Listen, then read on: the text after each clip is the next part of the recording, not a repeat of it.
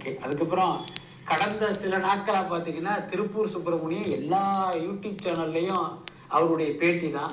பல்வேறு தொலைக்காட்சிகளிலும் அவருடைய பைட்ஸ் வந்துகிட்டே இருக்கு.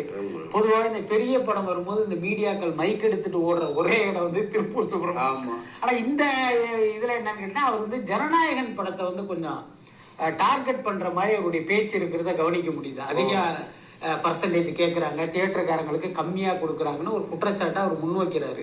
அது ஆக்சுவலி ஒரு நியாயமான கோரிக்கை தான். ஏன்னா இப்போ தியேட்டருக்காரங்களுக்கு வந்து ரொம்ப கம்மியான பர்சன்டேஜ் கொடுக்கறதுங்கிறது அவங்களுக்கும் வந்து ஒரு சிக்கல் தானே.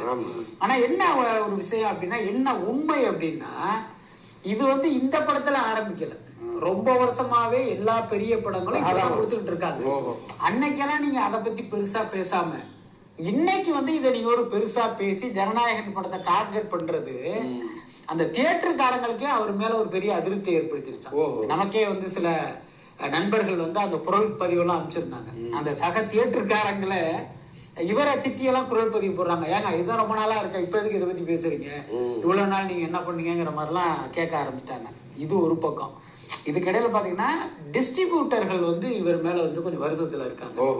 ஏன்னா இந்த டேர்ம்ஸ் விஷயம் போயிட்டு இருக்குல்ல, அதுல பாத்தீங்கன்னா இவருடைய ஏரியாவில் பல தியேட்டர்கள் இவருடைய கண்ட்ரோல்ல இருக்கு. பல தியேட்டர்களுக்கு இவரே படம் வந்து கன்ஃபார்ம் பண்ணி கொடுக்குறாரு.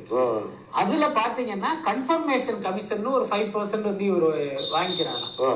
நீங்க வந்து தியேட்டருக்காரங்களுக்கு வந்து கம்மியான பர்சன்டேஜ் கொடுக்குறாங்கன்னு சொல்றீங்க, அதே நேரம் எங்க பர்சன்டேஜ்ல இருந்து 5 இதை நீங்க வாங்கிடுறீங்க. அப்ப நீங்க அதை வாங்காம இருந்தீங்க அப்படின்னா நாங்க கூடுதலா தியேட்டருக்காரங்களுக்கு கொடுப்போம்ல. ஆனா நீங்க வாங்கிட்டு அந்த உண்மையை மறைச்சிட்டு இப்படி எல்லாம் பேசலாமாங்கிற மாதிரி இவங்க ஒரு பக்கம் சொல்லிட்டு இருக்காங்க. இந்த மாதிரி பிரச்சனைகள் வந்து பயங்கரமா ஓடிட்டு இருக்கு. அப்புறம் ரவி மோகன்